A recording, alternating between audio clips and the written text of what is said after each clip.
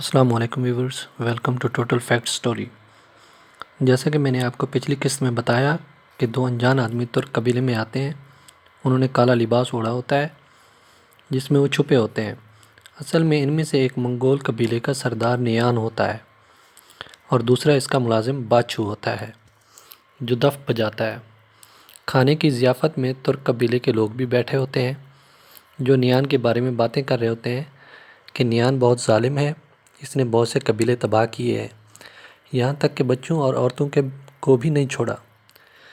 ان میں سے ایک کہتا ہے کہ اس کا مقابلہ ابھی کسی مرد میدان سے نہیں پڑا، علاء الدین اسے بتائے گا کہ لڑائی کیا ہوتی ہے، ایک دن ہم اس سے لڑیں گے اور اپنا بدلہ لیں گے۔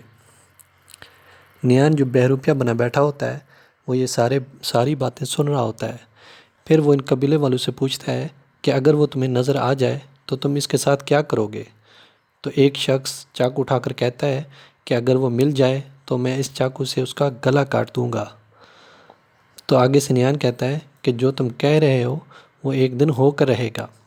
نیان پھر پوچھتا ہے کہ تم اسے جلد مرا ہوا دیکھنا چاہتے ہو؟ تو قبیلے والا شخص کہتا ہے کہ میں اسے جلد سے جلد مارنا چاہتا ہوں۔ نیان پھر باچھو سے کہتا ہے کہ تم تیار ہو؟ پھر وہ کھانے کی ضیافت میں بیٹھے ان چند لوگوں پر حملہ کر دیتا ہے اور سب کو مار دیتا ہے۔ جب وہ سب کو مار چکا ہوتا ہے تو ایک بوڑھا جو کھانا بناتا ہے وہ آتا ہے، تو نیان اسے کہتا ہے کہ میرے لیے ایک لڑکی کا انتظام کرو، چاہے وہ تمہاری بیٹی ہی کیوں نہ ہو۔ وہ بوڑھا شخص کہتا ہے کہ میری کوئی بیٹی نہیں ہے۔ نیان پھر اس بوڑھے کو بھی مار دیتا ہے۔ اس بوڑھے کی بیٹی اپنے ابا کو لپٹ کر رونے لگتی ہے، تو نیان اس لڑکی کو پکڑ لیتا ہے اور اسے کہتا ہے کہ جب تک ارطغرل میرے پاس نہیں پہنچ جاتا تمہیں میرے ساتھ وقت گزارنا ہوگا۔ وہ کہتا ہے کہ میں یہاں ارطغرل کا انتظار کروں گا۔ نیان اپنے محافظ سے کہتا ہے کہ یہ ترک اپنے دوست اور دشمن کی پہچان نہیں رکھتے۔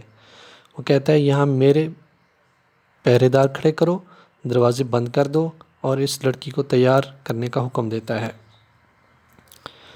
دوسری طرف تیمور کی سوتیلی ماں تیمور سے کہتی ہے کہ کائی قبیلے والے تمہاری بہادری کو مانیں گے، یہ سوچے بغیر کہ یہ کتنا خطرناک ہو سکتا ہے، پھر بھی تم ارطغرل کو بچانے نکل پڑے۔ تیمور کہتا ہے کہ مصیبت زدہ کی مدد کرنا ہمارا فرض ہے۔ آگے تیمور کی ماں کہتی ہے کہ وہ تو ٹھیک ہے، لیکن جب بات ارطغرل کی مدد کرنے کی ہو تو اس بات کی مدد کی قدر بڑھ جاتی ہے۔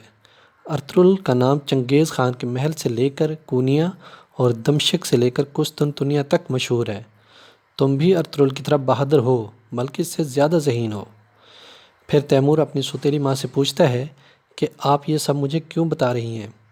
تو اس کی ماں کہتی ہے کہ ہر ماں اپنے بچے کو کامیاب اور بڑا آدمی بنتے دیکھنا چاہتی ہے، یہی وجہ ہے بس ادھر گلدوگدو اور بامسی وغیرہ ارطغرل کو ڈھونڈنے کے لیے نکلتے ہیں، تو ترگت کہتا ہے کہ میرے بھائیوں میں بھی تم لوگوں کے ساتھ چلتا ہوں۔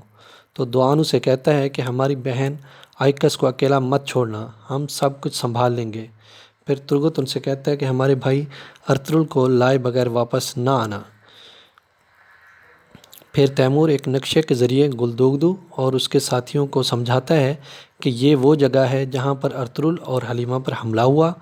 وہ منصوبہ بندی کرتے ہیں کہ ہم 3 گروہوں میں جائیں گے، درمیان میں گلدوگدو اور تیمور رہیں گے، جبکہ ان کے دونوں طرف گھڑ سوار رہیں گے جو ان کے پیچھے چلیں گے۔ منگول جیسے ہی ہم پر حملہ کریں گے تو ہمارے گھوڑ سوار ہماری مدد کے لیے آ جائیں گے۔ پھر وہ اپنے بہترین جانبازوں کو ساتھ لے کر ارطغرل کو چھڑوانے اور منگولوں پر حملہ کرنے کے لیے نکل پڑتے ہیں۔ ادھر تیمور کی سوتیلی ماں سلجان خاتون سے گلے ملتی ہے اور کہتی ہے کہ سلجان، تمہارے ساتھ جو کچھ ہوا مجھے اس کا بہت دکھ ہے۔ وہ طنز کرتے ہوئے کہتی ہے کہ میں نے سنا ہے تم نے 3 بیٹے کھوئے ہیں، تمہارا کمزور جسم ان کو نہیں پال سکا۔ ایک عورت کے لیے سب سے بڑا خوشی کا لمحہ وہ ہوتا ہے جب وہ اپنے شوہر کی نسل کو بڑھانے کے لیے اس کو بیٹا دے سکے۔ تم کو اس طرح دیکھ کر مجھے بہت دکھ ہوا۔ سلجان آگے سے کہتی ہے کہ عالیہ خاتون، اللہ ہی اولاد دینے والا ہے اور اللہ ہی اولاد لینے والا ہے، آپ کو دوسروں کے لیے پریشان ہونے کی کوئی ضرورت نہیں ہے۔ ویسے بھی آپ بہت ٹھیک جا رہی ہیں، موقع سے فائدہ اٹھانا خوب آتا ہے آپ کو۔ پھر عالیہ خاتون سلجان خاتون سے کہتی ہے کہ سنا ہے کہ تم اب نیک ہو گئی ہو، لیکن سلجان اگر تم اس طرح کی باتیں کرتی رہی تو برائی کبھی بھی تمہارا پیچھا نہیں چھوڑے گی، اور تم یہ بات بھی اچھی طرح ذہن نشین کر لو کہ تم اپنی چالیں یہاں نہیں چل سکتی۔ یہ کہہ کر عالیہ خاتون چلی جاتی ہے۔ دوسری طرف منگول ارطغرل کو لے کر جا رہے ہوتے ہیں۔ راستے میں ارطغرل خدا سے دعا کرتا ہے کہ اے رات کو دن اور دن کو رات بنانے والے، قسمت کے فیصلے کرنے والے اور تمام جہانوں کے مالک، مجھے اس ذلت سے نجات عطا فرما، مجھے ان وحشیوں کے ہاتھوں کھلونا بننے سے بچا لے، مجھے اس برائی کے آگے جھکنے نہ دینا، میری بیوی، میری ماں، قبیلے والے اور میرے دوستوں کو میرے انتظار کی اذیت سے نجات دلا۔ بے شک یہ میرے ٹکڑے ٹکڑے کر دیں، پر میرے رب مجھے ان سے مقابلہ کرنے کی توفیق دے۔ دوسری طرف حائمہ خاتون اپنے بھائی کو بتا رہی ہوتی ہے کہ میں ناکام ہو چکی ہوں اور میں اپنے قبیلے کو نہیں بچا سکی۔ اس کا بھائی حائمہ سے کہتا ہے کہ ایسی باتیں مت کرو، تم نے ان کتوں کا ڈٹ کر مقابلہ کیا ہے، اگر تم سے انہوں نے کسی ایک کی جان لی ہے تو تم نے اس ایک کے بدلے ان کی 3 جانیں لی ہیں، اور انہوں نے تو زیادہ تر عورتوں اور بچوں کو مارا ہے، تم نے شیروں کی طرح ان کا مقابلہ کیا، انہوں نے جو کیا عنقریب اس کی قیمت ان کو چکانی پڑے گی۔ حائمہ خاتون کہتی ہیں کہ انہوں نے سب کچھ جلا کر برباد کر دیا، ہمارے پاس کوئی سامان یا خیمہ نہیں بچا، ہمارے پاس جو کچھ تھا انہوں نے سب کچھ لوٹ لیا، آگے سردیاں آ رہی ہیں، ہمارے پاس رہنے کے لیے کوئی جگہ نہیں ہے۔ حائمہ کا بھائی کہتا ہے کہ میں تمہارے ساتھ ہوں، عالیہ، تیمور اور اس قبیلے کے لوگ بھی تمہارے ساتھ ہیں، جب تم چھوٹی تھی تو تمہارا بھی یہی قبیلہ تھا، تم اسی قبیلے میں واپس آئی ہو جہاں تم پلی بڑی تھی اور جہاں تمہاری شادی ہوئی تھی، اب جاؤ اور تم تھوڑا آرام کرو، ہم سب زخمیوں کی دیکھ بھال کر لیں گے۔ ادھر دمیر بھائی اور ترگت آئکس کو مرہم لگا رہے ہوتے ہیں۔ دمیر بھائی کہتا ہے کہ آئکس میری بہادر بیٹی ہے، اس کو جو بھی کام سونپا اس نے پوری ذمہ داری سے نبھایا، جب اس کی ماں ہمیں چھوڑ کر گئی تھی تو اس کی پیاری باتیں اور اس کا نڈر دل سب یاد ہے مجھے۔ ترگت کہتا ہے کہ اگر میری آئکس شہید ہو گئی تو میری تلوار نیلے آسمان میں بلند ہوگی اور اس کو سرخ کر دے گی، میں سب اجاڑ دوں گا اور کسی کو نہیں چھوڑوں گا۔ ادھر قبیلے کا سردار اپنے طبیب سے زخمیوں کے بارے میں پوچھتا ہے تو طبیب بتاتا ہے کہ دوائی لگا دی ہے، لیکن ان کی حالت یہ ہے کہ شاید ایک دن بھی زندہ نہ رہ سکیں۔ پھر سردار تشویش ظاہر کرتا ہے کہ آج جو کئی قبیلے کے ساتھ ہوا ہے کل ہمارے ساتھ بھی ہو سکتا ہے۔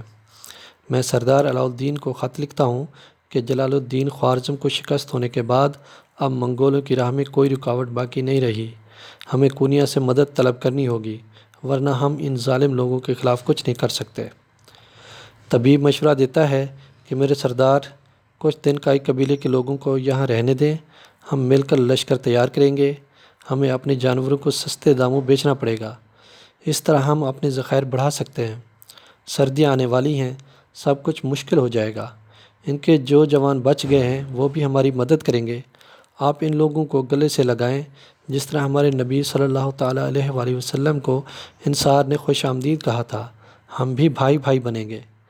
ادھر جنگل میں گلدوگدو پتھر پر ارطغرل کا خون لگا دیکھتا ہے اور ارطغرل کی انگوٹھی اس کو مل جاتی ہے تو وہ خوش ہو جاتا ہے اور کہتا ہے کہ میرا بھائی زندہ ہے، اس نے خود یہ نشانی چھوڑی ہے تاکہ ہم اسے ڈھونڈ سکیں، جلدی چلیں، وہ زیادہ دور نہیں گئے ہوں گے۔ ادھر حائمہ خاتون اپنی بہوؤں کو بتا رہی ہیں کہ ہمارے قبیلے کے ساتھ بہت برا ہوا ہے، لیکن اب ہمیں بہت کام کرنا ہے اور دن رات محنت کرنا ہوگی۔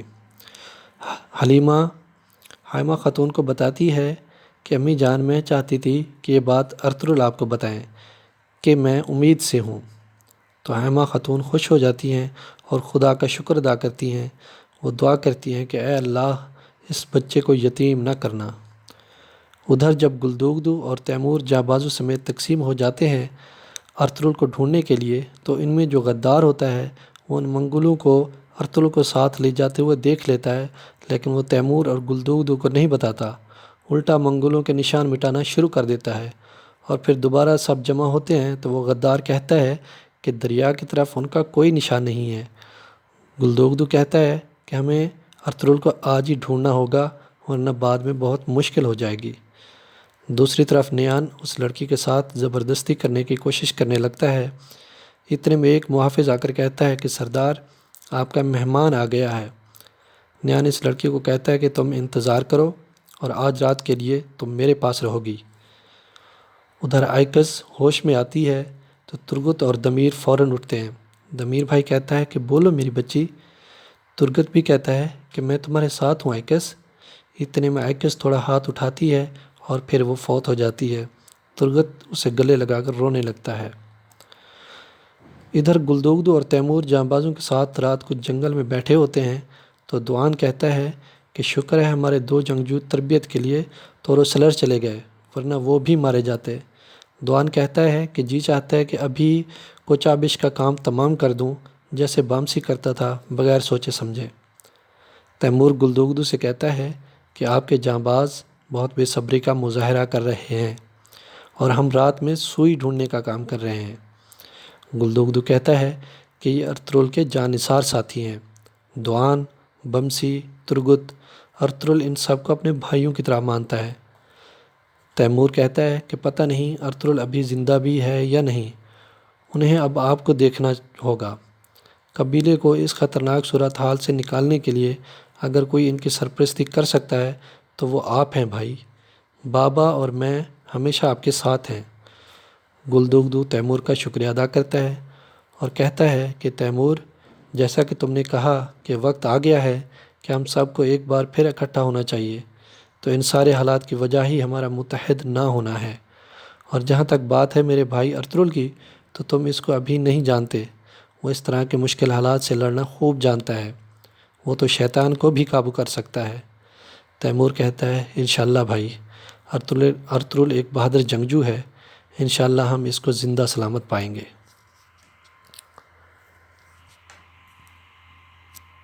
اگر آپ نے ابھی تک میرے چینل کو سبسکرائب نہیں کیا تو برائے مہربانی میرے چینل کو سبسکرائب کر دیں۔ ڈیلی روزانہ آپ کو جو ہے نئی ایپیسوڈ ملیں گی۔